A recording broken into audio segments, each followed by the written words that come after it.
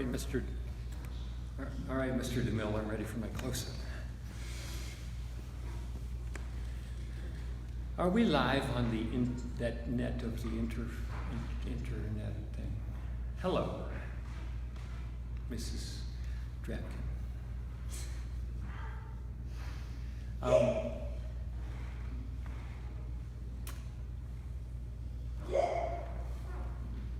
We've been talking for several weeks now about,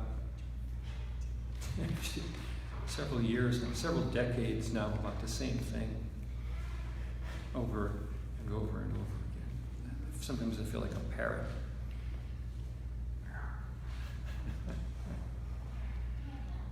And interestingly enough, or not, talking about stuff is fun and can be illuminating and illustrative and informative and even inspirational, but it is only talking about something. It's not the something itself. But we access the something itself through alignment of our energy, our energies, alignment of heart, mind, and will. When those three things come into alignment is when the magic happens. We talk a lot in here about being aware of the thoughts and feelings that have dominion in our lives, because they truly do. Thoughts and feelings create neural pathways and neurochemical addictions that crystallize and deepen over time until they become our personality. And free will is a concept we cannot truly access. But today I want to talk a little bit about the other side of the coin. You know, religious science is that if you get your thoughts right, and you get your emotions right, then you can have the life of your dreams. And that's true, to a point. Let's assume for a moment that you had all of the power and potential that is programmed into your DNA, that is programmed into you as a human spirit, come to move in the flesh. Let's assume for a moment you were king or queen of the world. You had the entire material reality at your fingertips and could create in this moment a world that looked exactly like you wanted it to look. Go ahead, just do that exercise. Let's just take a deep breath. Put your eyes closed if that helps, and just say, okay, just for a moment. The janitor gives us the mop and bucket and says, okay, you're God for today. What would you create? What would you change? What would you eliminate? What would you give birth to?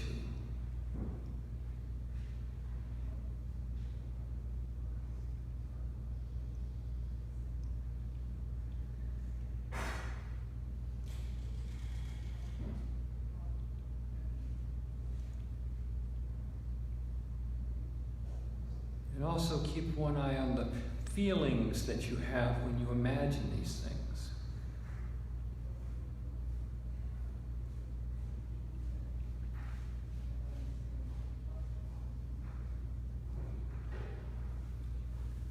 So, is that for anyone? Once you get past, world peace, everybody gets fed, everybody's healthy, no one's cruel, then what? And that's always the question about creativity. We talk a lot about how to become a conscious creator. But even when we fully develop the capacity to create consciously, we're still left in a world that we don't have complete information about. So how can we create consciously and be proactive and progressive and benign in a situation where we don't know all the players, all the vectors of force, and all of the energies that are swirling in this multiverse in which we exist?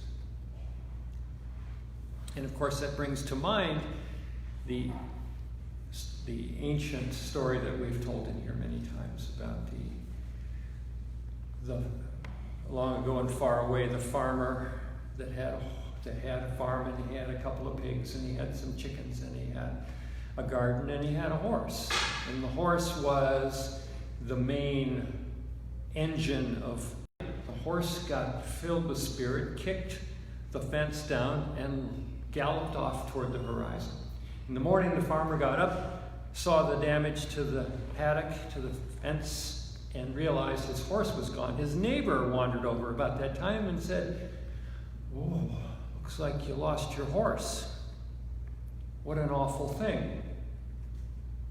And the farmer said, "Might be a good thing, might be a bad thing." The next day, the horse returns with a whole herd of mares trailing behind him. They come into the paddock willingly. Farmer fixes the fence. The neighbor comes over and says, "Well, look at this. Your horse returned and brought back all these mares. What great fortune." The farmer said, "Might be a good thing, might be a bad thing." A couple of days later, as the farmer's son, his only son, was in the paddock breaking one of the mares, she bucked him off, and he fell to the ground awkwardly and broke his leg. The neighbor wandered over, saw what had happened, and said to the farmer, "What an awful thing, you've lost your only hand on the farm." The farmer said, "Might be a good thing, might be a bad thing." The next day, or actually about a week later, news traveled slow in those days, the word came through that the country was at war, and sure enough, the day after that, the army marched through, conscripting young men to go off to the war. But the farmer's son, of course, was spared because his leg was badly broken. Was that a good thing or a bad thing? We don't know. Fireman risks his life to enter a burning building to save a baby. Who would argue that what a wonderful act of heroism this was, and just how wonderful an exhibition of the best of humanity that was? But in one particular parallel universe, that baby grows up and marries and has a family, and one of those children turns into a mass murderer. So was the fireman's act a good thing or a bad thing? We don't know. We don't have sufficient information. We live in come on, Christine. We live in a world that worships the prefrontal cortex, that worships our ability to assemble information, analyze that information, sync it up with what we already know, and use that to create safety, to create prosperity, to create the things that we want to create in the world. But to do that, we have to make judgments about what has value. And those judgments are based on very little information. It's like being asked to assess the value of a painting that's masked off except for the couple of inches in the lower right-hand corner of the painting. I don't know. Could be a good painting, could be a bad painting, because we can only see a little bit of it. this is true in life. We never really know, no matter how much information we think we have, no matter how much intelligence, processing power, analytical capacity we have, we never really know what tomorrow is going to look like. We have a pretty good idea because we know what yesterday looked like, and we project. And in many ways, we do create the flavor of tomorrow based on what we think we know about yesterday. But we're ambling about in the dark in many cases. So, along with the capacity to create consciously, the first step in that process, obviously, is to stop creating the things, the thoughts, the feelings, the addictions, the memes, the habits, the patterns that create suffering in the world. Mostly in myself. But also I see, if I look analytically, I can see some suffering that's caused by my thoughts, feelings, words, actions, collateral damage. So the first step in awakening, becoming conscious of what I'm creating, is to stop creating those things that are on their face, not in alignment with my highest knowing and desire. But then what? Once I stop creating the things that are creating suffering, then what do I create?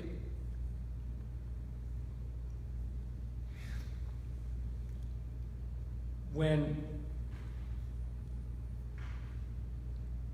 for many centuries, when human consciousness was still rather in its infancy, or its, let's say, its adolescence, we developed great religions.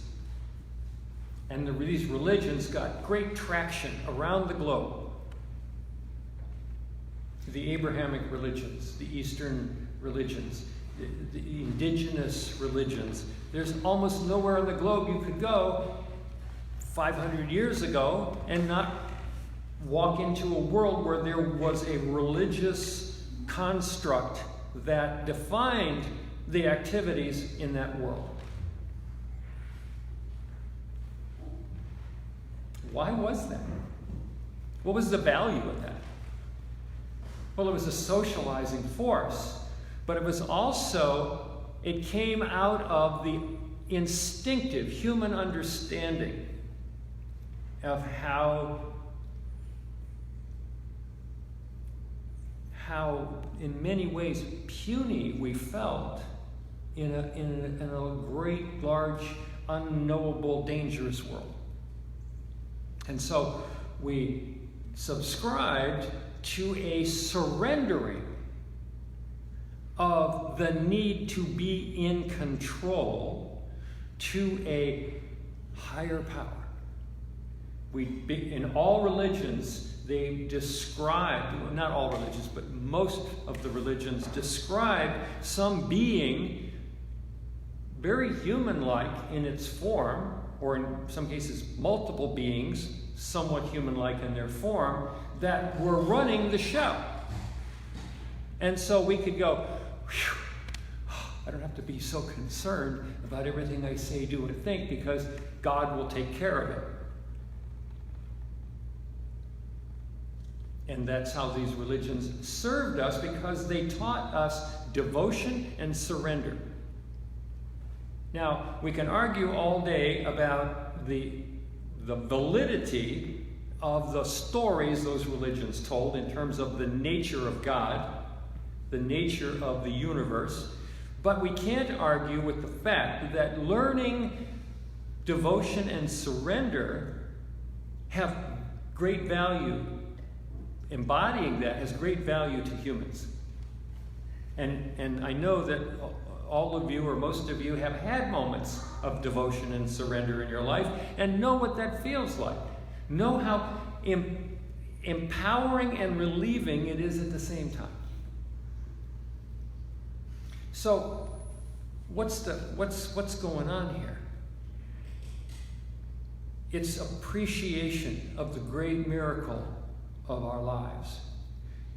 If you go back 1,000,000 years and you take a look at the state of cellular life and flora and fauna on this planet, and you would have said slightly less than 1,000,000 years from now, there's going out of this biological morass is going to develop a species that can self-evaluate, predict, and plan, and in some level control their environment. What would the Vegas odds have been on that actually happening? It would have been astronomical. And so, as we begin to appreciate fully the sophistication and the nature of our human experience, it's truly awesome to consider all that, not just what we know, because the information base is now doubling, I don't know, every 30 days or something ridiculous like that. The stuff that we know is staggering. But the more we know, the more we come into the realization of just how much there is that we don't know. That's not categorized. That's not scientifically defined. Because we are not humans that have consciousness. We are consciousness that becomes human. So our humanity, our being, this thing with my name on it, my personality and my story and my physical characteristics and even my emotional life and even my thoughts come from a place of mystery. All of that is only a tiny fraction of who I really am. My entire self encompasses way more than even what I'm conscious of. Energy is all we are aware of in this universe. It manifests as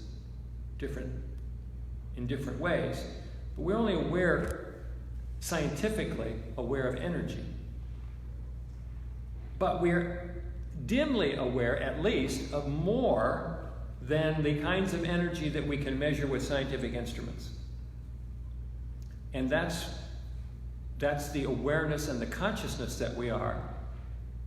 And then, at some point, it becomes obvious that even beyond my awareness and my consciousness, there's more that I cannot see and cannot taste and cannot even dimly sense. Once we understand how miraculous our lives are, and if you think about 80 trillion cells working in concert, the systems that have developed to sustain and support and reproduce life on this, when you think of biology itself as a fairly recent experiment that exists as a thin film on maybe a handful of planets, just the notion of biology is an incredible miracle. Some would say evolutionary experiment. Call it what you like. It's still rare as can be, and we have a rich experience of it from the inside out here as humans. That's incredibly miraculous. If you take and gash your arm and watch over the next few weeks what happens to that gash and how it heals, that's mind-boggling. If you think about all of the adaptations that the body and the organ systems and the cells have to make in order for that to happen, and for it to have the information to make that happen in a relatively short time, you start to go scratch your head and go, this is beyond the ability of any species to design and create. And who designed and created that? I mean, we've learned to manipulate it. We've learned to use it. We've learned that there are laws in the universe, that physical things have certain laws that they have to follow. There's a certain cause and effect predictability to the physical universe, which is amazing. And then you go to the subatomic universe and you see all bets are off. There are laws that govern that too, but they're completely different. And some of them we're only dimly aware of. We can impact the way a particle, the way a photon represents itself either as a particle or as a wave by our mere act of observation or non-observation. If a human being is observing its particle, if we set up a photographic plate to observe it, it becomes a wave. The interjection of human consciousness shifts the nature and state of that photon, which is light, which is Einstein said is the most important thing in the universe.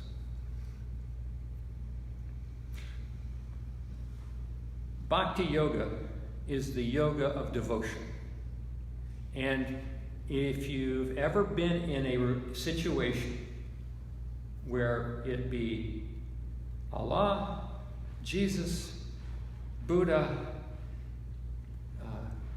Krishna, or the, Akhenaten, Moctezuma, the unspoken I am, where you actually offer your life in service to that which knows, to the good in the universe, to that which is truly the sum total of all consciousness.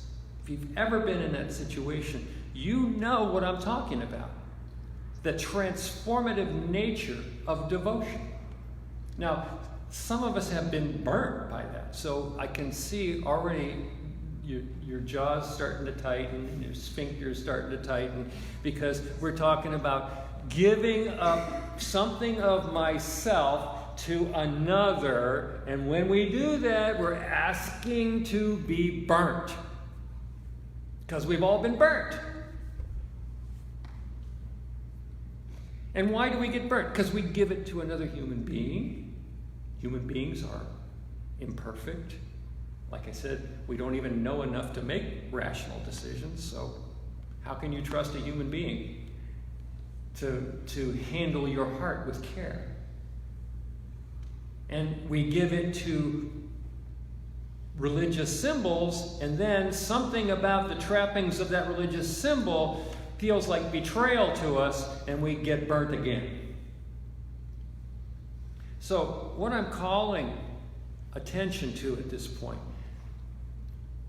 is a devotion to something more magnificent than my human awareness, than my sense of self, certainly more magnificent than my physical presence, my personality, my presentation in the world. Certainly more magnificent than what I think I understand about the world and about humanity and about the nature of life and existence and being. What would that thing look like? And we've been given all these images, from little babies to gray-haired old men to even images of, goddesses rising from the sea with scepters, and elephant gods, and Ant-Man, and just 1,000 different ways of trying to represent that which is inconceivable. And what I'm talking about is the fact that we understand that we are each a droplet in the ocean of consciousness. And what I'm talking about is a surrender not to anything unlike you. It's actually a surrender to yourself. Because you, as the drop of water, are surrendering to the wisdom of the sea.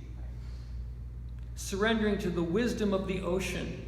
Surrendering as a unique consciousness, a unique awareness, surrendering to the all of consciousness, the all of awareness. Because that entity, the all, the Atman, has enough information to make good decisions, to say, this is the way to go, this is not the way to go. That consciousness has that capacity.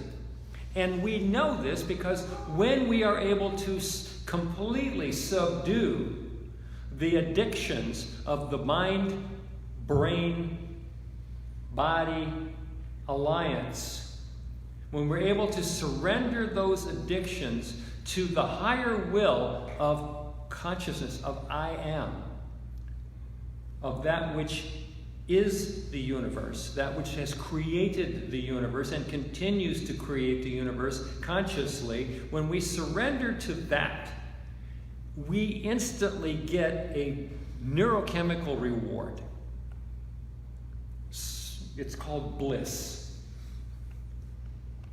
It's a profound drug. Profound. It is the sense of total rightness. Everything in the universe is exactly as it should be. This moment is perfect.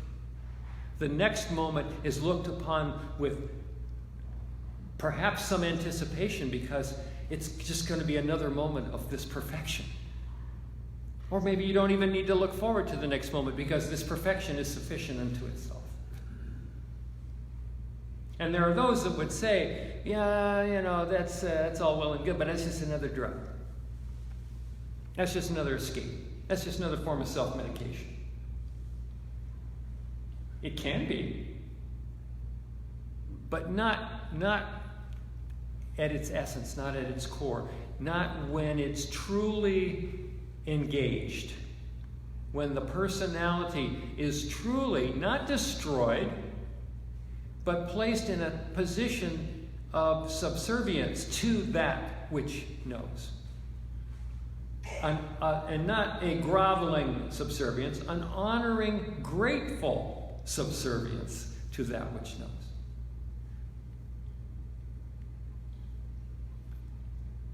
When I have my breakfast in the morning, I start by blessing the food and the hands that brought it to me. And then I start with my organ systems, and then my awareness, and then life itself, offering gratitude for all of these things. By the time I'm ready to eat that breakfast, I'm in a state of bliss. So my digestion is going to work pretty well. Rather than reading the Wall Street Journal while I eat and kvetching over what's going to happen to the world today that's worse than what happened to it yesterday. My digestion is not going to work well in that situation.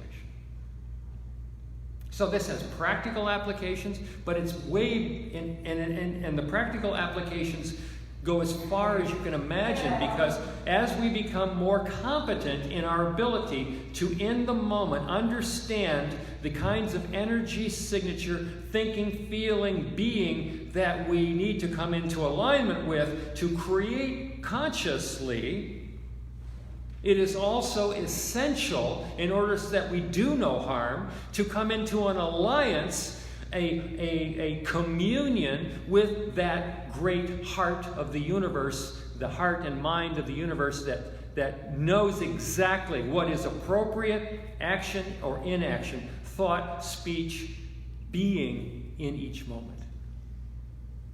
And it is in that communion that we become royal, that we become dynamic, that we become holy in our being. And when we reach that point, we become so radiant that all of our experience begins to take on that nature of holy radiance. So it's a combination of awareness, consciousness, conscious creation, and surrender, gratitude and devotion that makes us the whole image of God human that we were designed and continue to be recreated to be.